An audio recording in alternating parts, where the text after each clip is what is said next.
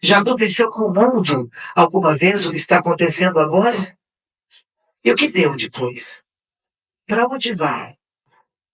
Os historiadores dizem, a história é um pêndulo. Ela não para nunca. Ela dá um pouco para cá e um pouco para lá. Mas nós somos esse pêndulo. E você faz parte dessa história. Então não se omita. Participe. Seja a transformação que você quer no mundo. Manifeste-se, mas nunca com raiva, nunca com violência, nunca com grosserias. Essa é a diferença. Não, mas eu me manifesto e não tem nada a ver comigo. Tudo tem a ver conosco. Tudo que está acontecendo no planeta agora tem a ver conosco. Como que você se manifesta? Gritando, com a mão fechada, xingando com ódio, não consigo dormir, querendo meu trabalho. Não. Joga poesia. Joga uma obra de arte, uma palavra que possa transformar. Ah, tem um livro também que saiu ano passado, este chama Zen para Distraídos. Esse livro foi feito a partir de um programa que eu tenho na Rádio Mundial, me deram um programa na Rádio Mundial, que se chama Momento Zen. É às segundas-feiras, propaganda, das 7h30 às 7h55. E muitas pessoas telefonavam, naquela época ainda a gente não tinha Face Live, e as pessoas ligavam fazendo perguntas sobre o Zen, sobre a vida, sobre seus próprios questionamentos, como é que eu vivo melhor, como é que eu me relaciono melhor, eu perdi o emprego, o que que eu faço? Morreu uma pessoa amada, eu estou em grande sofrimento, estou doente, como é que eu cuido da minha vida? Enfim, inúmeras perguntas. E dessas perguntas todas eu ia respondendo a partir de valores budistas. E o produtor do meu programa, o Nilo, ele compilou todos esses programas, transcreveu e pesquisou sobre o que é o Zen Budismo. E ele fez, junto comigo, claro, um livro excelente, que é um manual do Zen Budismo, que vai explicar o que é karma, se existe renascimento, reencarnação dentro da nossa tradição ou não, o que é a lei da causalidade, o que significa Buda, Dharma e Sangha, que é para nós chamado as três joias, as três coisas preciosas. Então é um livro que explica muito o que é o Zen Budismo e que foi baseado em perguntas de ouvintes de um programa de rádio. Então também é um livro que ficou bem bonito, está bem bom, ele está vendendo bastante, as pessoas gostam muito, porque aprende bastante coisa, e muitas coisas que às vezes nós não perguntamos, mas que a pergunta do outro tem a ver comigo. E é muito interessante isso, né? Às vezes a pessoa fica meio tímida de fazer uma pergunta, mas a pergunta que você tem é uma pergunta que não é só sua, é uma pergunta nossa.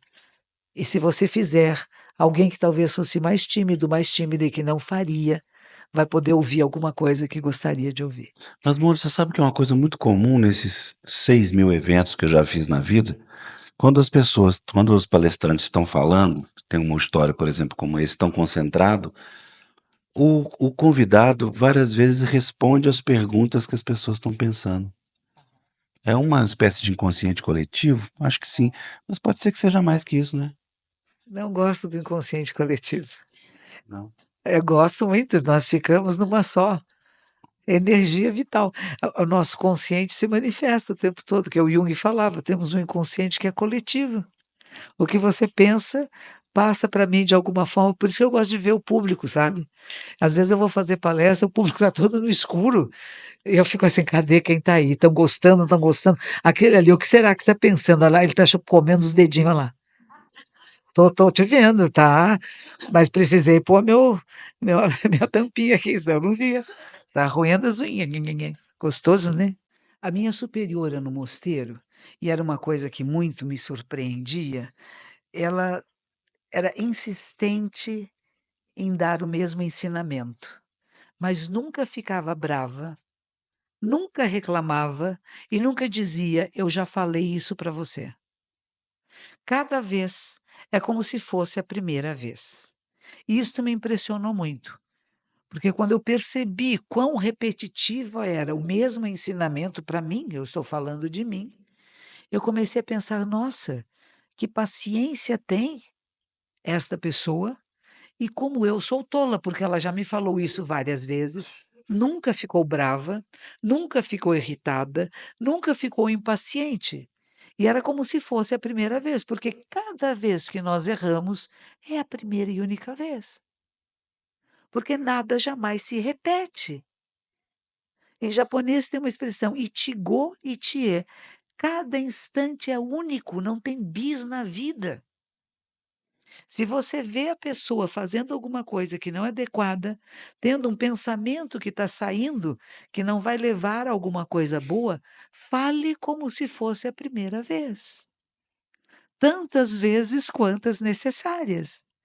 Mas se você disser, eu já falei, eu te disse, está vendo o que aconteceu? Isso não vai funcionar. É só dizer de novo, como se fosse a primeira vez. Nossa, não vá por ali que não vai dar certo. E a pessoa vai. Aí ela volta, ela de novo vai pegar aquela mesma caminho, assim, vai bater de novo com a cabeça na parede. Você vai dizer, ali a cabeça bate. E ela de novo vai e bate. E ela vem outra vez e você fala, ali, como se fosse a primeira vez. Ah, se você for por ali, tem um precipício. E a pessoa vai e volta. E de novo está ali, tem um precipício. Mas se você perder a paciência, se você ficar mais, se o seu estado emocional mudar porque o outro não te ouve, é perigoso. Agora, que meios hábeis você pode usar também, de dizer a mesma coisa de outra maneira? Que exemplo você pode usar? Por isso que a gente fala que a compaixão, ela está ligada com meios hábeis. Sabedoria, você perceber, você teve a experiência e você vai pôr em prática na sua vida. Mas se não houver compaixão, não adianta. Então, a compaixão é encontrar um meio hábil de fazer com que a pessoa desperte. E dizem que Buda era muito hábil nisso, né? Ele convencia as pessoas, ele tornava as pessoas capazes de ouvi-lo. Isso também tem que encontrar quem é essa pessoa, essas pessoas que você se relaciona, e como torná-las capazes de ouvir o que você tem a dizer. Porque às vezes a gente fala e a pessoa não ouve, e não adianta você falar inúmeras vezes porque ela não está ouvindo, mas você criar condições, meios hábeis, brincadeiras, coisas lúdicas, filmes, livros, dá para ler. Veja isso, que interessante, né? Para ver se em algum momento, porque cada um de nós tem um momento de maturação diferente. A nossa maturidade para a compreensão da realidade é diferente, não é igual. Então às vezes a gente tem que acolher e aquecer como uma plantinha até o momento de que ela vai dar o seu fruto, a sua flor. Mas não significa que você não cuida, você continua cuidando e dando aquilo que precisa, o alimento que seria da verdade, do caminho, de apontar, mas sem querer só dar conselho, sabe? Mas identificar-se com este ser humano é como eu. E o que faria sentido para mim? Se alguém falasse, de que maneira falasse, eu iria entender. Porque às vezes a gente quer só dar um conselho de fora e aí a pessoa se fecha. Como que abrir esse portal de identificar-se? Uma vez um jovem falou para mim que eu falo muito de lidar bem com os idosos. Nós, depois de certa idade, eu estou com 72 anos, eu tenho muita dificuldade de estar num lugar que as pessoas todas conversem simultaneamente. Uma reunião de família que seja. Todo mundo sentado na mesa, comendo numa grande alegria. Sentado na mesa, comendo uma grande alegria. Aquela lá, ele lá conversa com essa aqui, aquela ali conversa com aquele, e eu estou lá, eu fico aturdida. Eu não consigo seguir essas conversas. Para eu prestar atenção, eu fico exausta. E eu falo para as pessoas, se tiver alguém de mais idade com você na mesa, converse diretamente com essa pessoa. Os outros silenciem e você fale com a pessoa que tem um pouco mais de idade e converse. Sabe o que estamos falando, vovó? Nós estamos falando hoje sobre questão política, social, econômica, estamos falando do crime que aconteceu, estamos falando de um livro novo. Eu li um livro maravilhoso, vovó. Sabe quem era? Da Mojacoí. É que a vovó vai ouvir, porque se você não fizer isso, a gente acaba isolando aquele que é mais idoso, porque não consegue participar da baguncinha de todos, porque fica cansado. Então vai isolando e não fala mais. E aí tinha um menino que eu falei, disse assim, rapaz, poxa, é muito difícil eu falar com meu avô, porque ele sabe de tudo. Tudo que eu vou falar para ele, ele tem uma resposta para tudo. Ele já tem opinião sobre qualquer coisa. E eu falei, ele está usando o celular. Olha o seu portal de abertura com o vovô. Fala, eu vou te ensinar, vovô, computador, telefones celulares, vovô. E ele vai se abrir, porque é uma coisa que ele desconhece. Você tá, não preciso. Precisa, vovô. Olha o que tem aquela música que eu gostava. Lembra aquela música que você achava linda? Aí vai ver. E aí você vai conversar com ele e perguntar, o senhor tem uma opinião sobre isso, por quê? Qual foi sua experiência de vida que o faz ver a realidade dessa forma? E apreenda dele. Absorva essa experiência dos mais antigos. Não para jogar fora, mas que interessante. Olha o que ele passou e por que ele agora se manifesta dessa forma. E você vai entender um pouco de você. Porque ele é você também. Percebe? E você cria pontes de relacionamento. Não só entre pessoas da mesma idade, mas a gente ter essas pontes de relacionamento na verticalidade e na horizontalidade é muito importante. Por que os povos indígenas têm o conselho dos anciãos? Porque os anciãos podem nos aconselhar. Aconselhar, como ele disse. Então, vai dizer, faça isso, você tem que fazer. Mas se eu não sei o que está acontecendo, e é a primeira vez na minha vida que me acontece, eu posso perguntar para alguém que tenha mais experiência. Isso já aconteceu com você? Já aconteceu com o mundo alguma vez o que está acontecendo agora? E o que deu depois? Para onde vai? Os historiadores dizem, a história é um pêndulo. Ela não para nunca. Ela dá um pouco para cá e um pouco para lá. Mas nós somos esse pêndulo. E você faz parte dessa história. Então não se omita. Participe. Seja a transformação que você quer no mundo. Manifeste-se, mas nunca com raiva, nunca com violência, nunca com grosserias. Essa é a diferença. Não, mas eu me manifesto e não tem nada a ver comigo. Tudo tem a ver conosco. Tudo que está acontecendo no planeta agora tem a ver conosco. Como que você se manifesta? Gritando, com a mão fechada, xingando com ódio, não consigo dormir, querendo meu trabalho. Não. Joga poesia. Joga uma obra de arte, uma palavra que possa transformar. Uma vez eu fui fazer uma palestra, fazer uma missa na casa de uma senhora japonesa. Inesquecível para mim. Eu não gosto de chegar tarde, eu cheguei tarde. Eu estava preocupada de ter chegado tarde. E estava chegando na casa dela e já chego me desculpando, mas assim que a gente faz. Porque o trânsito, não sei o quê. E em vez de eu começasse a falar tanto no trânsito, levar o trânsito para dentro da casa dela, ela me disse assim, esta manhã, quando eu acordei, eu abri a janela, e um passarinho veio e viu tão bonito, moça. Acabou a história de trânsito. Mudou de cenário. A gente pode fazer isso uns com os outros. Principalmente pessoas que recorrentes, sabe? De pensamento chatinho, assim, desagradável. O jogo, sempre acabou o pensamento e pronto. E é isso que eu digo, meio expediente é isso. Você fala, o trânsito não é verdadeiro, o trânsito está ruim, porque o trânsito não vai nada. Morando com uma grande metrópole, é legal ter bastante carros, bastante ônibus, bastante gente. Eu gosto. Eu não gosto de ter porte rural em cidades mais tranquilas. BH também é confuso. Só que eu saí bem que eu tinha pensado nessa história de resposta. Eu tenho uma filha de 8 anos, a Manuela. Ela é um desenho animado ambulante, ela não é gente, né? Desenho animado. Aí ela chegou na farmácia de ontem, ela parou na frente das camisinhas. Parou, eu falei, nossa. Papai, o que é isso? Eu falei, sei não, é remédio. Vira só. Imagina você quando pegar a panela e liga pra dizer, remédio, deixa quieto, Helena, vambora. Não é o momento, né? Eu com 7 anos de idade, 8 anos de idade, não é o momento.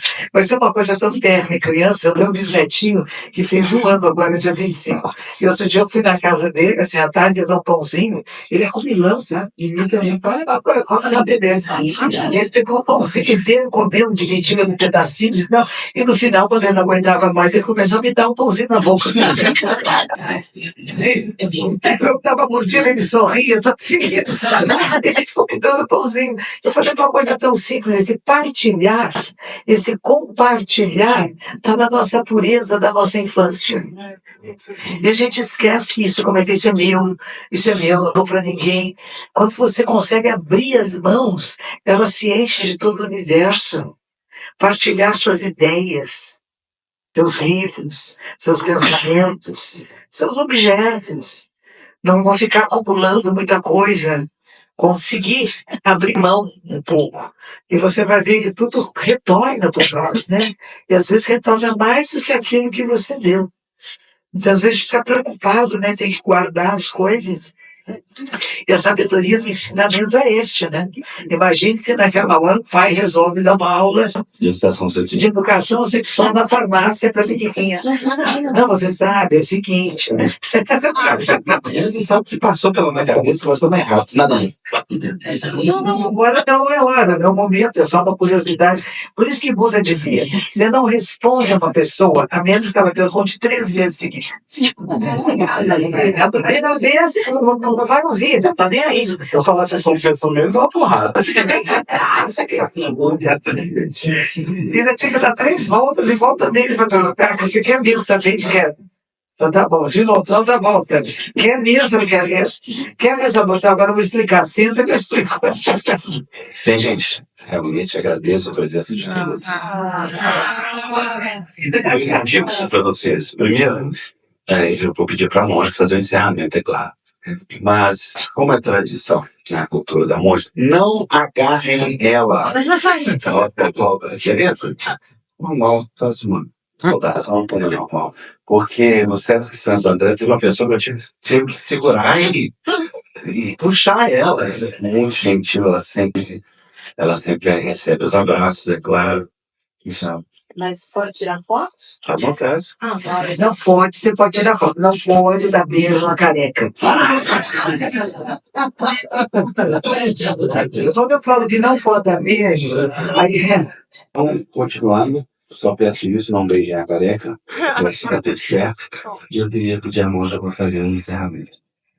então, nós vemos quantas pessoas boas há muito, a gente olha para quem está do nosso lado e sabe que nós estamos de alguma coisa, tá? Todo dia, né? Tá no fim de tarde, aqui no centro de São Paulo.